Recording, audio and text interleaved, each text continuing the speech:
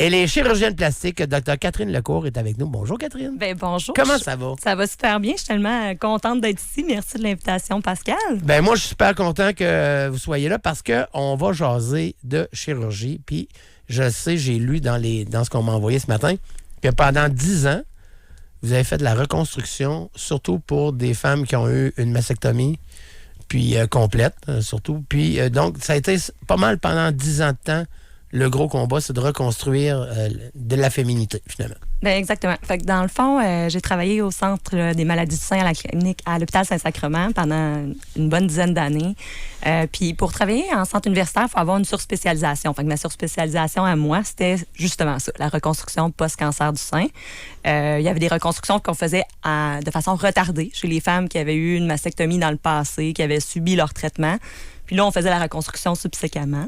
Puis chez d'autres patientes, puis principalement là, dans les dernières années, on reconstruisait de plus en plus de façon immédiate, c'est-à-dire que les patientes avaient leur diagnostic, ils se faisaient enlever le sein et de façon simultanée, là, lors de la même chirurgie, on reconstruisait le sein. Donc ma pratique a été essentiellement ça.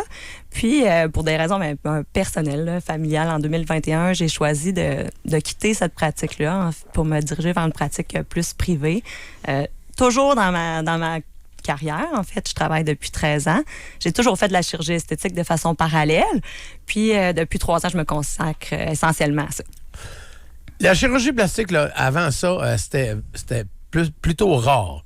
Puis on la voyait vraiment beaucoup. Tu sais, je me souviens, quand j'étais jeune, on avait une tante qui arrivait de la Floride. On dirait qu'elle s'en venait vite. Mais en fait, elle était arrêtée, là, c'est parce que là, tout avait été retravaillé. Elle s'en venait vite en tabarouette. Je l'ai compris. Oh, oui, c'est ça. C'est comme... Mais maintenant, genre, c'est presque... Il y en a qui vont presque à chaque semaine, genre, faire des petites retouches, des petites ci, des petites ça. Mais je dirais que depuis le début même, que c'est un peu ça. Il y a toujours eu place à la subtilité. Encore aujourd'hui, on se rend compte des exagérations que tu décris. Là, bon sens, quand ça nous saute d'en face, une poitrine trop généreuse, des babines trop injectées, il n'y a pas de subtilité là. Mais alors que depuis les années 70, qui se mettent des implants mammaires, fait qu'il y a des femmes âgées aujourd'hui qui ont des prothèses on le sait même pas. Là. Ils ont des tout petites prothèses. Fait que ça a toujours été là un peu la place à la subtilité. Je dirais que la tendance là, en 2024, là, c'est vraiment less is more. On entend tout le temps ça d'un congrès. Less is more. Ça me rejoint tellement. Moi, je serais complètement à l'encontre de mes valeurs si je faisais... Si mon travail était de faire les clichés que tu décris. Là. Ouais. OK. Tant qu'à être ça, on va ouvrir ce sujet-là. Dans le privé, tu sais, moi, j'ai vu des gens qui auraient eu besoin d'un « Hey, il faut que tu arrêtes, là. » Mais qui continuent parce qu'il y avait encore des médecins qui acceptaient de continuer à grossir les seins pour que ça devienne du triple M ou du triple L puis que ça finissait plus. Ou bien, tu sais, des babines qui avaient l'air presque d'un siphon de toilette, là, ça n'avait plus de bon sens. Là. Mais qui, quand même, parce que la patiente... le demandait. Puis... Mais c'est justement, il n'y a pas... ça devient pas difficile à un moment donné d'arrêter le patient? Bien, en fait, moi, je te dirais que je suis pas confrontée à ça. Okay. Je pense qu'on attire un peu ce que l'on est. Fait que, tu sais, je suis une fille super naturelle. Fait que j'ai très rare que je suis confrontée à dire non ou là, je pense que ça va vraiment trop loin. C'est exceptionnel, tu sais. Mais je pense que comme médecin, il faut que tu aies une éthique de travail. Il faut que tu sois capable de dire ça si la situation se présente. Ça m'est arrivé plus en début de pratique. Mais maintenant, j'attire, on dirait, vraiment une clientèle plus naturelle qui me ressemble. Puis, en toute franchise, là, tu sais, j'ai pas à dire ça... presque jamais, en fait. C'est drôle parce que moi, une des manières dont j'ai entendu parler du docteur Lecourt, c'est parce que justement, c'est des femmes qui pourraient peut-être être un peu dans ma situation, là, mais même pas par rapport au cancer ou de la reconstruction mammaire, mais par rapport à quelqu'un qui a subi, qui est moins confortable dans son corps après la grossesse pour peu importe les raisons, mais d'avoir quelque chose de naturel qui paraît pas trop, mais qui a envie de faire quelque chose pour se sentir mieux dans sa peau. Je pense que exact, plus, Pascal. Puis t'es reconnu pour ça. Moi, je viens de Victoriaville. OK? Tu sais, je viens d'une petite ville. Je sais pas. Toi, t'as veillé à l'Évase. J'ai veillé à l'Évase puis au Christophe. Puis on traversait la rue. Puis on oscillait entre les deux. Il y avait des périodes où un était plus cool que l'autre. On a dû prendre 2-3 shooters à un moment donné. On s'est peut-être croisés. Mais ce que je veux dire, c'est qu'en fait, tu sais, même, je sais pas si mon origine a rapport dans mon histoire, mais moi aussi, j'avais le gros cliché, tu sais, que la chirurgie esthétique, c'était l'image, là, le super cliché qu'on a, là, de l'exagération. Le plastique. Ouais. Exact. Justement, c'est ça. Puis quand je suis rentrée en médecine, mon intention, c'était pas de faire de la chirurgie esthétique. Là, je suis rentrée en médecine parce que je suis une fille altruiste, je voulais aider les autres. Puis à travers mon cheminement, je réalisais quand même qu'il manquait tout un volet artistique. Puis j'ai fait un stage en chirurgie plastique. La chirurgie plastique, ça englobe plein d'affaires. Oui. Là, la chirurgie esthétique, ce n'est qu'un volet de ça. Puis là, j'ai vraiment trippé. Là. C'est là que j'ai accroché. Je me suis dit, OK, c'est ça que je veux faire dans la vie. Puis à la base, c'était pas l'esthétique non plus. C'est un peu de fil en aiguille que, ma pratique de reconstruction de cancer du sein m'a amené à faire de plus en plus de chirurgie du sein. La dame que j'avais reconstruit son sein me référait son amie qui voulait une augmentation mammaire. Puis, à un moment donné, j'ai réalisé que la chirurgie esthétique, là, avec la façon dont je la pratique, je la trouvais pas cliché puis superficielle. Puis je trouvais que j'aidais plein de monde d'une autre façon. Quand ton corps a changé pour une raison X, tu as eu des bébés, c'est magnifique. Là, on fait des bébés, c'est la chose la plus belle au monde, mais ça nous change quand même à un différent degré. Il y a des gens qui, leur corps n'a presque pas changé, mais si tu as changé énormément, puis tu te regardes dans le miroir, puis tu te trouves plus féminine, en quoi c'est plus superficiel de t'acheter des beaux vêtements que de dire je vais investir sur moi, puis je vais m'arranger pour être bien au quotidien puis me trouver belle dans un coton ouaté. Ben oui, mais ça. Mais on est-tu fou de trouver que, puis c'est peut-être très gars comme manière de voir ça, mais des fois j'ai l'impression que c'est comme s'il y a certaines interventions justement qu'on juge plus superficielles que d'autres. Tu sais, comment on fait la part des choses entre les deux, entre justement une reconstruction post-accouchement, où on se dit, le corps a changé, puis la personne, elle se trouve justement différente, etc. Puis un genre de Brazilian butt lift, où c'est là, avoir les grosses faufounes. C'est pas la réglisse de ça. Quelque chose de superficiel là-dedans, beau, pareil. Là, mais tu sais, même moi, comme dans ma position, je suis un peu d'accord avec toi, tu sais, qu'il y a des choses que, moi, je fais pas juste parce que je trouve ça exagéré, tu sais. Fait que... Donc, c'est vous qui choisissez, dans le fond, ce que vous faites. Parce que vous faites pas vraiment, évidemment. Puis je choisis même en amont, des fois, souvent même avant de rencontrer les patients. Mon téléphone, j'envoie pas des gens qui veulent un Brazilian butt lift. Là. Tu peux pas avoir un rendez-vous pour cette procédure-là. Je trouve que c'est une procédure qui est trop risquée pour ce que ça amène. Il y a un taux de mortalité quand même pas banal. Peux-tu l'expliquer à nos auditeurs, c'est quoi le Brazilian butt lift? C'est drôle, j'étais venue ici il y a quelques années pour parler de ça. Oui. Donc, c'est une procédure où on est bien obsédés par ça. C'est ça. On est du monde de cul. Vous anime. Je vois que ça vous anime. Alors... Donc, quand tu parles de fesses, on est tous attentifs. Mais tout le monde. Du monde de fesses. C'est un sujet qui... Son groupe s'appelait Fesses Toutes. Ouais, Fesses c'est ça. Imagine. Quel titre. Alors... On continue sur le Brazilian butt lift. Je l'aime, moi. Ben, je l'aime beaucoup, elle. On fait la Brazilian butt lift. C'est une procédure pour augmenter le volume des fesses. OK? Puis du même coup, faire du body contouring qu'on appelle, c'est-à-dire faire de meilleures courbes à certains endroits. Donc, on va faire de la liposuction, puis au lieu de jeter cette graisse-là est nettoyée, travaillée, etc., puis elle est réinjectée dans les fesses. Avoir les fesses plus bombées. Bon. Ceci étant dit, c'est pas une procédure qui est sans risque. Hein? Puis, le pourquoi, c'est qu'il y a des gros vaisseaux dans les fesses, puis l'injection de graisse intravasculaire peut mener à des embolisations, puis un taux de décès dans la littérature qui est jusqu'à 3 %. Aujourd'hui, je pense que c'est quand même plus safe que ça l'était, mais ça reste quand même pas anecdotique. Fait que pour moi, c'est sûr que c'est non. Là, je veux dire, on veut améliorer l'apparence des gens, mais pas de là à prendre des risques significatifs. Là. Est-ce que c'est un choix qui est facile à faire de ne pas faire certains types de chirurgie quand justement on sait que des fois, il y a certaines personnes qui vont avoir tendance à aller le faire à l'étranger dans des conditions qu'on connaît pas trop, qui sont pas toujours parfaites? Paul, je pense c'est pas difficile pour moi, en fait, parce qu'on a un contrôle sur ce qu'on choisit de faire. J'ai pas un contrôle sur ce que les autres choisissent de faire. Je recommande pas d'être opéré à l'étranger. Je trouve que ça comporte trop de risques. Mais moi, je veux être en paix avec ce que je fais. Ouais, c'est ça. Je veux...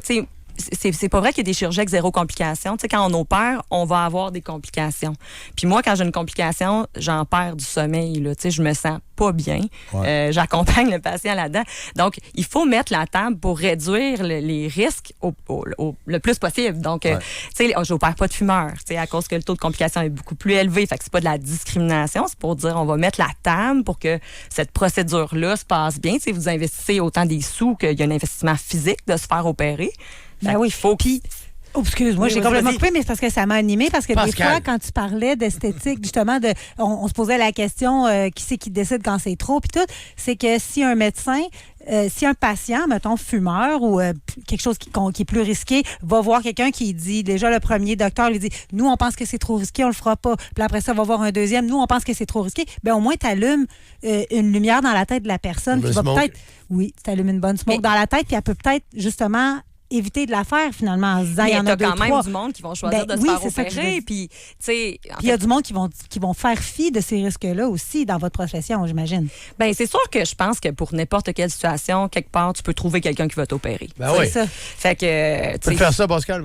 Parfait. Moi, fin de semaine, j'ai une clinique chez nous dans le garage. Plate, moi. J'ai les fesses bien plates, j'aimerais ça qu'on a un champ fin de semaine. Bien, on prendrait le gras, Pascal. C'est ça, on le prend sur moi. Tu vois bien qui c'est ce qu'il fait? On va te faire un Brazilian butt pif. Un PA butt lift. Un PA butt lift. PA butt lift. Catherine, moi, j'ai perdu beaucoup de poids. J'ai perdu 115 livres. J'ai un tablier à me faire enlever. Ouais. Mais je suis fumeur, fait que c'est pas toi qui vas le faire. Fait que, mais va en Turquie. c'est drette là que je m'en allais en plus.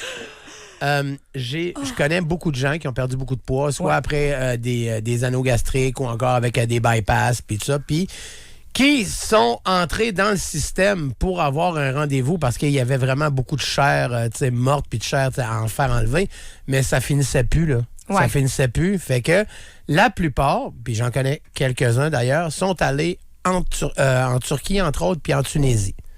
Parce qu'il y avait des chirurgies là-bas qui ont super été bien faites en passant. Là, ça a été merveilleux. Mais ce qui les a poussés là-bas, c'était pas tant qu'ils voulaient aller là-bas, c'est que... C'était l'inaccessibilité ici. Mais ça n'avait pas de sens. Genre, ils mettaient des fois des 5, des 6 ans d'attente. Je sais, PA, puis ça, c'est un sujet quand même... là, si tu m'animes, là, tu sais, je vais partir là-dessus. On s'anime. On s'anime. Fait que, bravo d'abord pour ta perte de poids. Là. Je tiens à souligner ça, c'est pas banal. Tu sais, les pertes de poids massives qu'on appelle, justement, là, dans l'ordre de plus de 100 livres, tout ça, souvent, il va y avoir un tablier significatif, puis historiquement, en fait, il y a une partie de la chirurgie qui peut être couverte par la RAMQ. OK? Ouais. Puis là, je vais essayer de vulgariser, mais la partie couverte, c'est la lipectomie fonctionnelle. C'est-à-dire, ils disent pourquoi, dans le fond, on paierait l'intervention chez ce patient-là plus que chez la femme qui a eu des jumeaux. C'est qu'il y a souvent un impact de fonction, tu sais, où il va y avoir une friction de la peau, puis des irritations, puis bon, etc. Mais c'est essentiellement juste de couper le tablier. Tu vas pas retendre les tissus, tu vas pas repositionner le nombril. Fait que esthétiquement, c'est ordinaire comme résultat, OK, souvent. Fait que les gens, ils disent, t'as qu'à me faire opérer, moi, je veux que mon ventre soit beau. Fait qu'il y a un complément qui est esthétique, OK? Avant la pandémie, on était capable d'opérer ces patients-là à l'hôpital. Fait qu'on opérait, il y avait une portion couverte par la RAMQ, puis le complément esthétique, le patient, il le payait à l'hôpital. Il y avait une portion couverte, qui payait l'anesthésiste, etc. Depuis la pandémie, ben là, l'esthétique a plus sa place à l'hôpital. Mais le patient, là, c'est le même patient. Tu peux pas le couper en deux, là, dire je vais t'enlever le tablier d'un bord, puis dans une autre intervention plus tard, m'aller te faire ça beau. Fait que les gens cherchent une solution, puis sont un peu, comme tu dis, dans l'impasse j'ai pas d'option. Il faut que j'aille en Turquie, il faut que j'aille ailleurs. Ou complètement au privé chez des médecins qui sont désaffiliés, c'est-à-dire qu'ils ont plus ils ne travaillent plus du tout pour la RAMQ. Ça, c'est une autre affaire. Oui, c'est ça. C'est compliqué. Je pourrais t'expliquer ça hors onde, ou je peux te l'expliquer là, mais c'est pas très intéressant, puis on risque de perdre des auditeurs. Au contraire, moi, je trouverais ça intéressant. On dirait comme une mafia. Faut pas mettre le docteur Lecourt dans la chenoute non plus. Non, mais ça ne mettra pas dans la chenoute. C'est juste très technique. C'est que dans le fond, je pense qu'un peu pour le gouvernement, pour protéger un peu l'exode des médecins, va dire qu'on n'a pas le droit de faire des procédures couvertes puis de charger un patient quand on fait ça au privé. Okay? Donc, moi, au privé, j'ai pas de problème parce qu'il y a pas de... C'est pas couvert par la RAMQ, là, de ce que je fais, là, une augmentation mammaire, redrapage mammaire, etc. Mais dès qu'il y a une procédure couverte, j'ai pas le droit de charger au patient. Fait que la portion, c'est d'une lipectomie. À RAMQ. Je charge même plus à RAMQ, parce que je travaille même plus à RAMQ. Je fais plus rien. Tu la fais pas, dans le fond. Je la fais plus. Dans ma situation actuelle, c'est ça. Fait que c'est un peu... c'est un peu maudit. C'est complexe. Mais t'es autorisé quand même à le faire. Tu pourrais le faire. Je pourrais le faire. En fait, moi, avant, je faisais plein de choses couvertes par la RAMQ, mais à l'hôpital. Puis moi, je travaille plus à l'hôpital depuis 2021. Je travaille qu'au privé. Mais pourquoi il n'y a plus de de soins esthétiques dans les hôpitaux à cause de la pandémie? Vous dites depuis la pandémie? Ben, à cause de l'accès, tu sais, il y a tellement eu, les listes d'attente ont tellement augmenté. Ils ont chassé les choses non essentielles. Puis en fait, ça fait bien du sens, là, tu sais, mais il y a même des chirurgies très importantes qui ont peu d'accès maintenant. Tu sais, avant, l'attente pour une prothèse de genou, une prothèse de hanche était beaucoup moindre qu'aujourd'hui, tu sais. Fait que c'est sûr qu'il faut prioriser ce qui est prioritaire. Mais pour l'exode des médecins, c'est pas parfait. Le résultat, c'est quand même que vous opérez au privé, puis dans le fond, vous pourriez prendre des patients puis faire la partie qui est couverte par la RAMQ puis charger l'extra, mais là, c'est 100% privé. Mais ça, c'est un grand débat, Paul. Ouais. C'est ça. C'est pas parfait. Oui, puis tu sais, je veux dire, la personne qui a eu le soin qui est couvert, comme tu disais, ben il va pas il va pas regarder sa jaquette, le ventre ouvert, puis traverser de l'autre bord chez l'esthéticienne après. Là, ben, chez le chirurgien, en tout cas. Oui, c'est ça. Ça fait faire le bikini, le ventre ouvert. Ça me touche. C'est la chirurgienne plastique, dis-je, doctorante. Demande à la bonne personne, des fois, tu pourrais rester surpris. Un bikini, c'est un garagiste? Pas trop sûr. De plus en plus de gars aussi font affaire avec... pas affaire, mais font appel à la chirurgie plastique pour beaucoup de trucs. Moi, j'en croise, là, vraiment, tu sais, les petites lignes. Dans les galas. Oui, dans les galas. Oui. Hier, là, au gala du Gémeaux, là, ça sentait le Botox. Oh! Mais c'est ça. Là, les gars... Le Botox, c'est rendu, en tout cas, dans mon milieu, c'est la grosse mode pour les plis puis pour la transpiration aussi. Ouais, La transpiration. Oui, c'est assez miraculeux pour la transpiration. Ouais. Oui, quelqu'un qui souffre. les trois quarts des humoristes se font piquant sur les bras. Je savais pas ça. Oui, puis tu sais, quand tu transpires beaucoup, là, des fois, ça te met dans une situation gênante. Absolument. Là, bon, fait que c'est assez miraculeux pour ça. Là, c'est entre guillemets quasi instantané. Puis ça réduit énormément là, la sudation, voire quasi complètement. Puis la durée de l'effet, parce qu'il est réversible comme au niveau là, des tout ce qui est injection, dans le fond, c'est réversible. Quasi. C'est rare les choses qui sont permanentes dans les injectables qu'on utilise là, aujourd'hui. Donc, c'est ça. Fait que l'effet est à 6 à 12 mois. Fait que c'est assez apprécié chez la clientèle masculine. Puis pour le Botox, comme tu parlais, là, pour les rides, puis les pattes de doigts, puis tout ça, ben ça, c'est très utilisé depuis longtemps. Là, mais je vois de plus en plus d'hommes là, qui consultent, alors qu'avant, j'avais quasiment juste des femmes. Puis là, ce que je veux dire, c'est que tu as remarqué, toi, qu'il y en avait qui avaient eu du Botox. Oui. Mais moi, je vais te dire, ma vision, c'est que du Botox bien fait, là, tu le vois pas. Tu le vois pas. Ouais. Ton œil va remarquer ce qui est bizarre. OK? Il bouge pas. Oui. Fait qu'il faut que tu ailles mollo, là. Fait qu'il faut atténuer la contraction sans paralyser le muscle, parce que sinon, c'est sûr que ça fait étrange. Là, il pleure ou bien il rit, puis il a les mêmes yeux, les mêmes sourcils. C'est plus quelle émotion il vit, tu sais. Il est comme figé. T'es comme, ben là, tu pleures-tu, chum, ou t'es heureux, là? C'est quoi qui se passe? L'autre indice majeur, c'est les sourcils en chapeau de fête. Je sais pas si tu as déjà remarqué, mais si tu traites pas le front latéral, là, ben le muscle pas traité, lui, il veut compenser. T'sais, on dirait qu'il est comme fâché que son voisin... Fait que lui, il force plus. Fait que le sourcil, il monte de façon vertigineuse vers le haut. Puis ça, moi, quand j'en croise, là, je me dis, mais mon doux Seigneur. T'sais. Fait que moi, je suis toujours à mes patientes, c'est un sourcil en plein milieu du front. Là. Tu marches pas dans la ville de Québec en disant c'est Catherine Lecourt qui m'a fait ça. Tu me rappelles. Je t'en rajoute un petit peu. Je te montrais mon Facebook, la moitié sont de même. Bon, tu leur donneras mon nom. Ta clinique est au 1179 avenue Turnbull. Puis pour toute question, on va voir sur Internet, on le cherche. Docteur Catherine Lecourt. Et puis, moi, si j'arrête de fumer, je vais te voir. Oui. Mais c'est ça, mais éventuellement, je t'appellerai au moins pour des conseils, ça c'est sûr et certain. On va la réinviter, imagine. Oui, ça serait le fun, une fois par semaine. On n'a même pas parlé de cheveux, on n'a même pas parlé... le sujet est vaste. On pourrait venir nous faire du Botox le vendredi. Vendredi Botox, on serait vendredi Botox! Hey! Pour la fin de semaine. Botox and Bubble! Voilà. Les vendredis, Botox and Bubble. Merci beaucoup, ça a été bien le fun. Merci Catherine, c'est nous autres qui te remercie, puis on veut te réavoir souvent avec nous. Je serais bien contente.